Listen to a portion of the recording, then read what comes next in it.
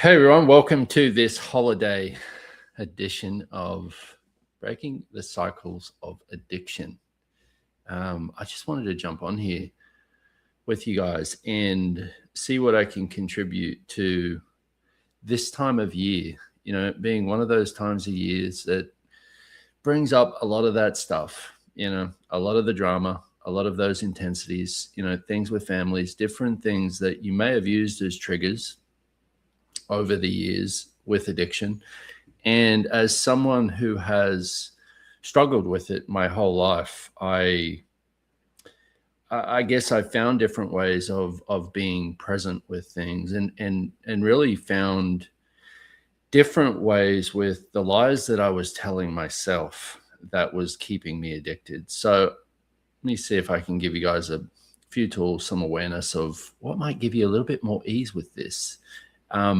A big shout out to Vanessa's crew in Arizona, who I know are watching this. And so I talked to this wonderful gift a few days ago. I was recording a podcast. Her name is Vanessa. She is doing some work in the US with addiction and recovery.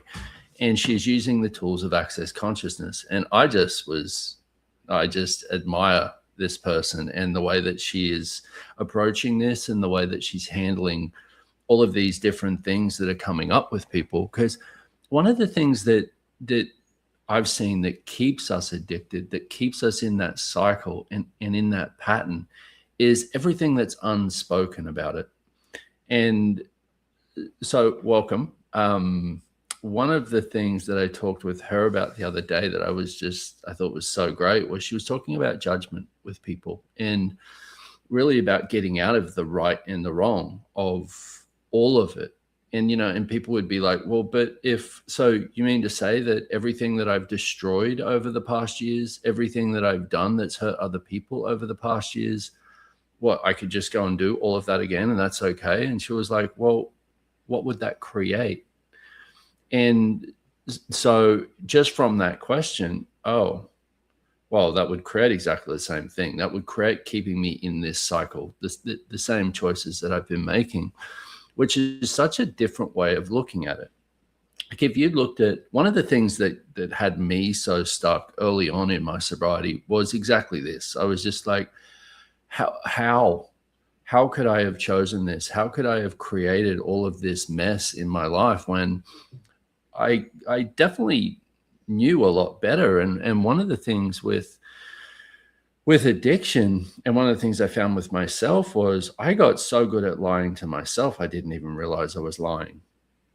And so I was really just stuck in this whole mess of it. And I started looking at it and going, okay, so I've been desiring to have a different space my whole life, basically to have access to me, to all of those things that I like about myself, to the softness, to the kindness, to the being present, to the way that I am with people when I'm being me, with all of that stuff that I value about me.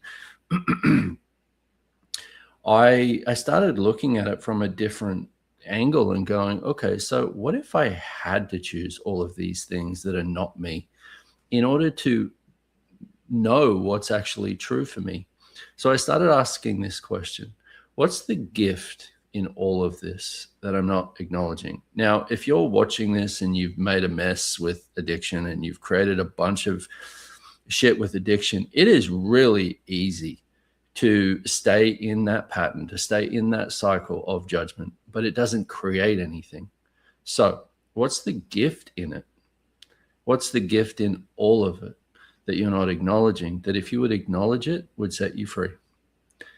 Now, ask that a few times and see what shows up with that. You may get different awarenesses, different energies that come up, but what if you could just be present with all of that stuff? So I've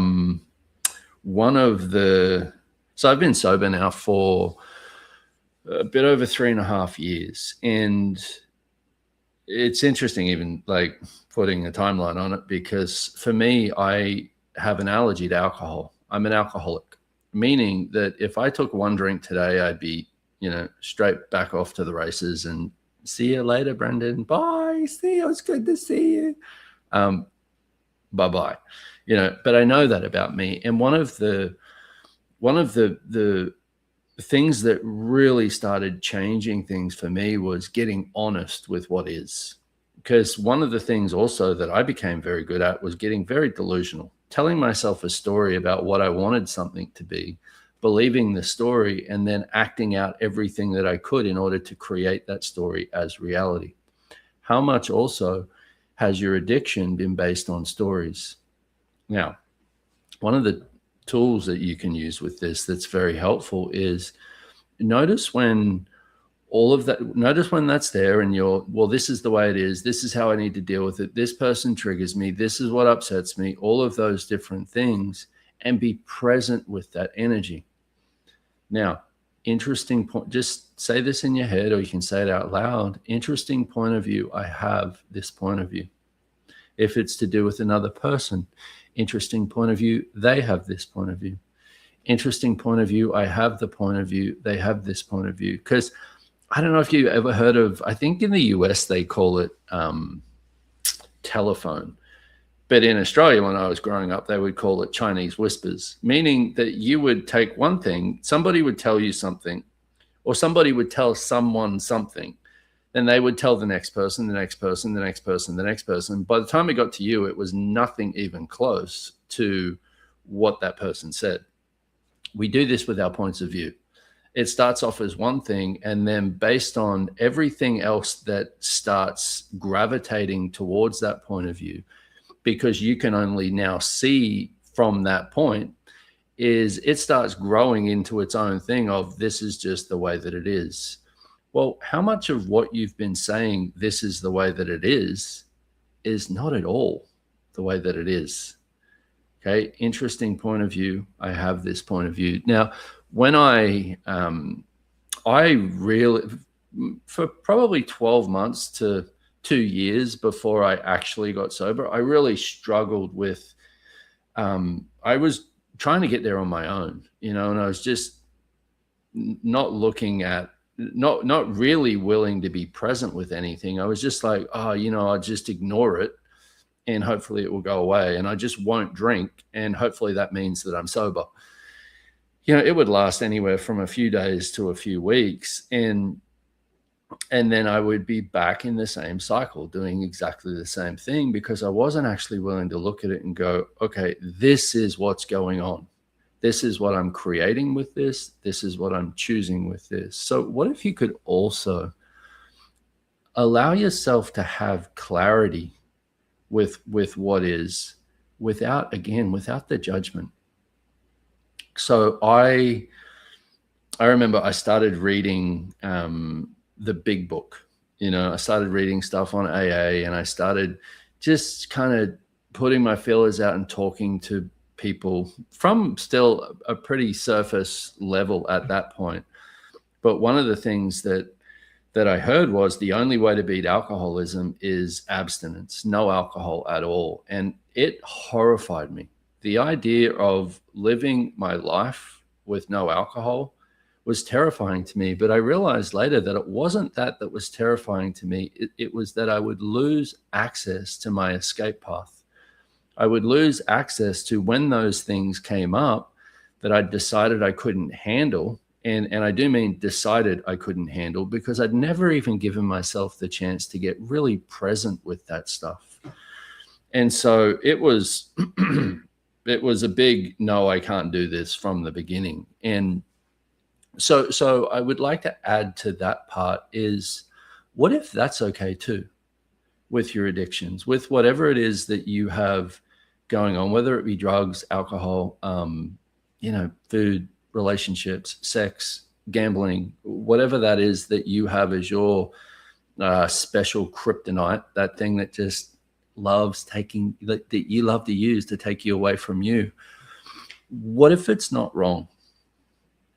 And that can, how foreign does that sound? What if it's not wrong? But wait a minute, I've made it the greatest source of wrongness there is my whole life. Yeah, I know.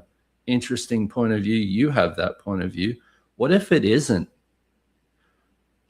I know, crazy. Um, and so from from that space, what I what I had to learn for myself was to allow all of that stuff to come up, because here's one of the things that keeps us trapped dynamically. And I'm going to use an example here also to give this some context from my conversation with Vanessa. She was talking about how she has a list of questions, and basically she'll go through the list and you know use a question throughout the day. Okay, and one thing about question is a question will always empower. Okay, a real question will always empower you. An answer or a decision, a judgment, a conclusion will always disempower you. You cannot receive anything that doesn't match it. Okay, which is really where this interesting point of view, I have this point of view, going to give you a lot of freedom if you're willing to use it. Okay, and so she was showing a bunch of people that she was working with this list, and people were picking out their favorite question. Most people picked out the question which was, what am I avoiding and what am I defending? And they were like, wow, just reading that question, just asking that question is just blowing my mind, because we use addiction as such a source for avoiding and defending. And so one of the things that keeps us addicted and in this pattern, in these cycles in our lives, is we use addiction to not be present with the things that we've decided we can't handle. Whereas the thing that would actually set you free from addiction is being present with the things that you've decided you cannot handle. Meaning it just keeps on, you just keep on keeping on. So what if you could allow yourself also, especially even maybe you could use the holiday season as a little bit of a playground with this, is allow yourself to just allow things to come up, whatever that is, whether that's loneliness, whether that's the point of view,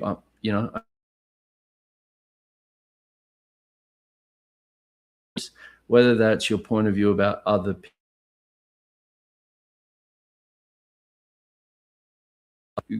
create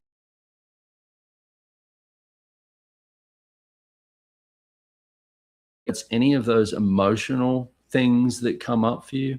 What if you could just allow yourself to be there with it, with no need to change it? Also, is your need to change it from judgment. So this is wrong, this is bad, this is terrible, I shouldn't be doing this.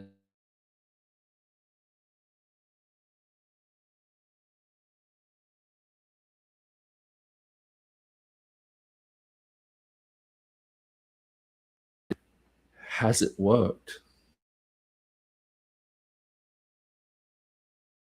to be present? And that may sound strange, like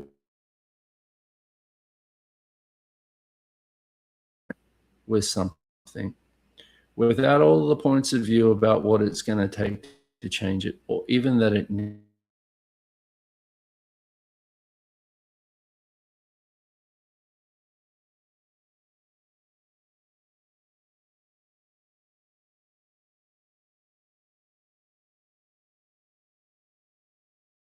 early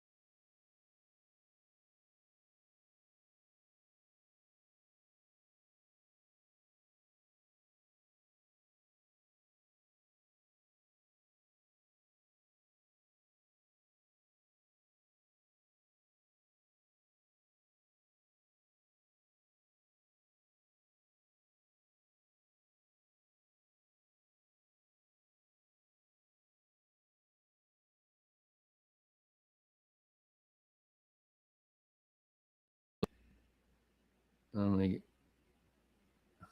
sound is glitching. Okay, good. Well, that's just, how does it get any better than that? Thank you for telling me.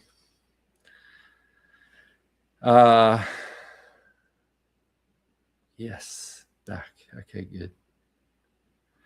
I'm back on. Okay. You missed out on all the good stuff, and I don't even know what you missed out on. But this question of, what if you didn't have to, what if it wasn't about making the easy choices? What if you were actually willing to make the choices that may not be the easiest? They may actually be hard choices, but the choices that are going to start giving you freedom. How many of you would like to move into this new year with a lot more access to you? Okay, so yeah, yes, please. Yeah, a lot more of those things that you not hearing. Okay. Well, a lot more access to those things that you admire about you. How much have you used addiction to take you away from that also? So another thing, I love the comments are all about, we can or we can't hear. Okay, good. Frozen. Well, that might not be me. Okay, so interesting point of view. I have this point of view. One tool. Another thing is, like I said, allowing yourself just to be there, with being present with all of it. Next one, ask a question. Okay, even really getting yourself present with. So I said that thing of conclusion, decision, answer, all of that stuff is really designed to stop you, because you can't receive anything that doesn't match it. But again, it becomes a pattern or a cycle for a lot of us, in that, well, this is just how it is. This is the way it's always been. This is just, what else is possible here that I've never considered with everything? What are the infinite possibilities with this? How does it get any better than this?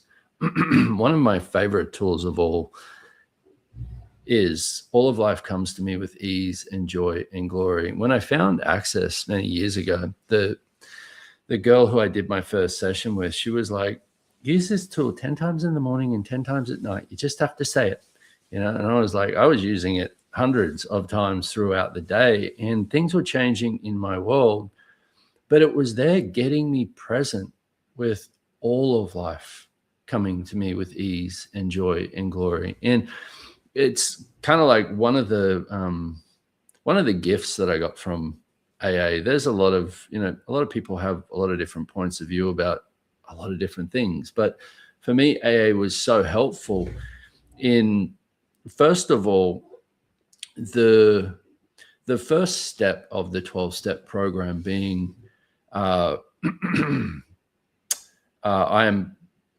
powerless to this, and my life has become unmanageable. For me, once I got that, I could recognize, wait a minute, I'm not powerless. I'm powerless to this, meaning when I drink, it has more power than I do from my point of view. So I just won't do it. But that was such a gift for me in recognizing, again, what is.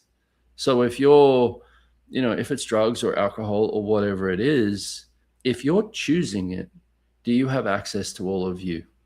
If you would like access to all of you, what other choices would you have to be willing to make that would give you that, would give you access to that? And there was that, but the other thing was, and this was big for me, was how much of my energy I was putting into trying to change the world around me so that I didn't have to look at what I needed to change about me in order to change my world. The whole victim thing. Well, this is happening to me, so let me change what I've decided is making it happen to me so that it stops happening to me, rather than changing myself. They have the serenity prayer in AA, which is, God, grant me the serenity to accept the things I cannot change, the courage to change the things I can, and the wisdom to know the difference. That for me is like all of life coming to me with ease and joy and glory. What if it could all come to you? The good, the bad, and the ugly, without judgment, but with ease and joy and glory.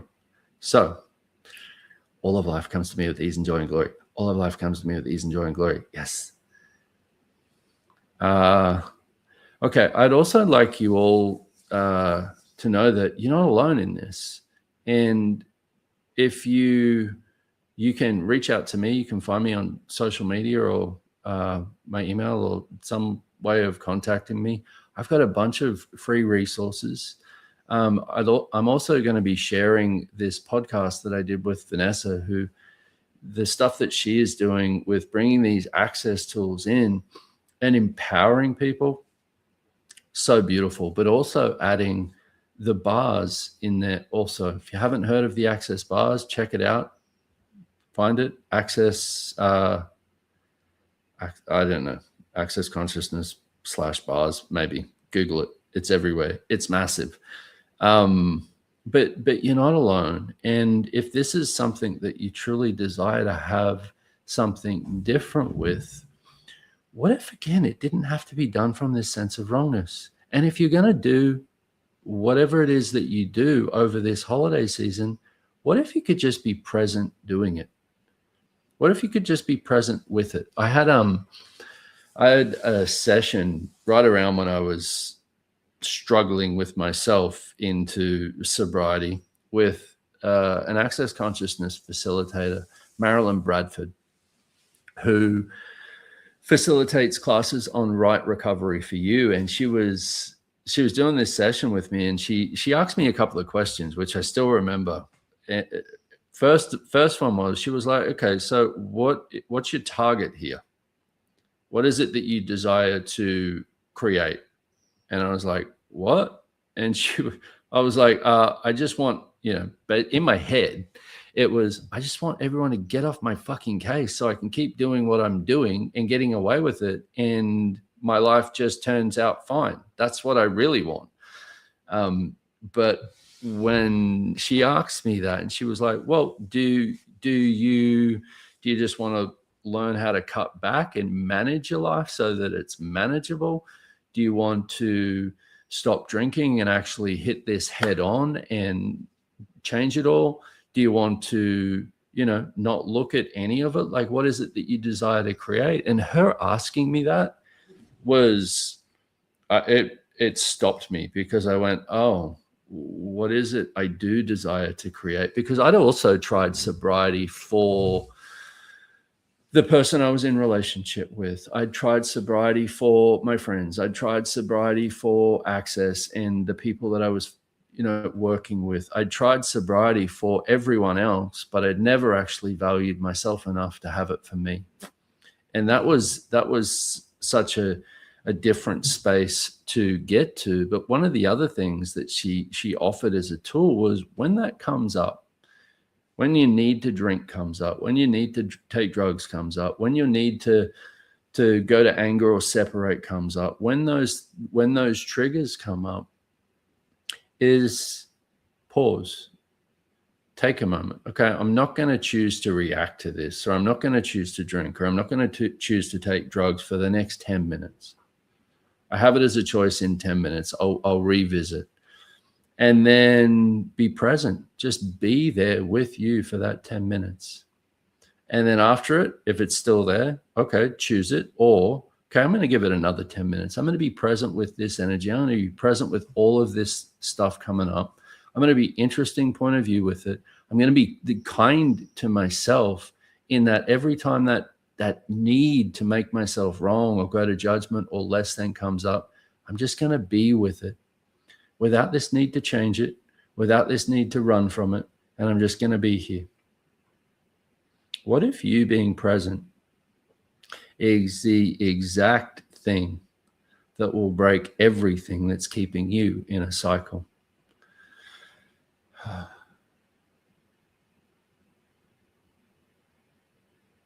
And everything that just comes up with that being uncomfortable or not even something you want to be present with, what if you could even be present with that? I loved there was this Ben Affleck. I love watching different people talk about sobriety, and when you you can see when it really clicks with somebody, when they really just go, you know what, I'm done with fucking torturing myself with this anymore. I am done with destroying myself. I am done with the suffering. I am done with this. And they see from that space, having that in your world, what if even the hard steps to come, even the really uncomfortable choices, even all of that energy done from that space of I'm having something different, allowed you to have it all with so much more access to you. And so seeing someone, and this is another part of what I really enjoyed this conversation with Vanessa about, was she would talk about it also, like when you see the light behind somebody's eyes, when they're just like, when they're there, just there and present, is like, oh, yes. Because you're unstoppable from that space. You have choice from that space. You know that you're contributed to from that space. You are a gift from that space. And so one of I saw this clip of a thing that Ben Affleck was doing, and he struggled with alcohol and drugs throughout the years. And he got to a point where it was just like done. And he was like, well, I believe I have found the cure to addiction, and it is suffering. You have to suffer and suffer and suffer until you get to a point where you're done with suffering. So what if it's okay if you're not? What if you didn't have to go to judgment of you if you're not? But what if you actually are and haven't acknowledged it? What if you're done with all of those things that don't work for you in your life, but you just haven't acknowledged it? What could you acknowledge about what you no longer desire to choose today that would allow you to stop choosing it? Oh, thanks for the happy birthday wishes. Oh my goodness. Was that an interesting birthday? Maybe I'll tell you more about that one later. So hopefully this was a contribution to you all. One of the things that was always, I always knew when I was taking steps backwards, when this would come up, was when I had this need to isolate. When things would get really uncomfortable and I would go, okay, well, I'm really uncomfortable, so I'm separating from everyone so that I can deal with the uncomfort, which wasn't actually dealing with the uncomfort. It was avoiding what would actually change it. What if you, again, if that's something that you create where it's this need to separate, what if you made a different choice?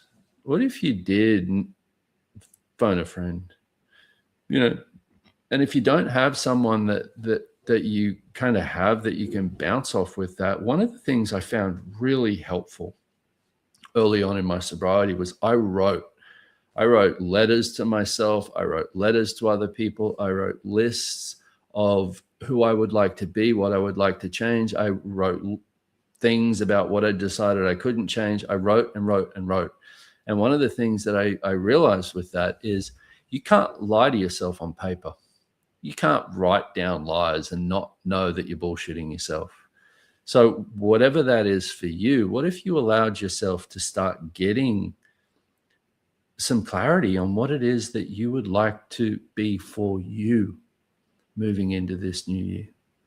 If you got to create yourself as anyone, if you got to give up the suffering and have the ease, have the joy, have the space that you would like to be, what would you have to be willing to choose now? So thank you all for being here with me.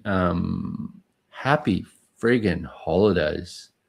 What would it take for this holiday season to be the most epic for you ever? Just ask that. Like, what if you could oh my God.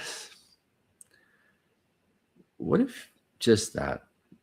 So ask questions, and just be you, baby, whatever that is. And if you have to make a few shitty choices along the way, what if it's okay? What if you could give up the judgment? Okay, beautiful people, have an amazing, phenomenal holidays. May the universe shower you in everything that's beautiful about you. Bye-bye.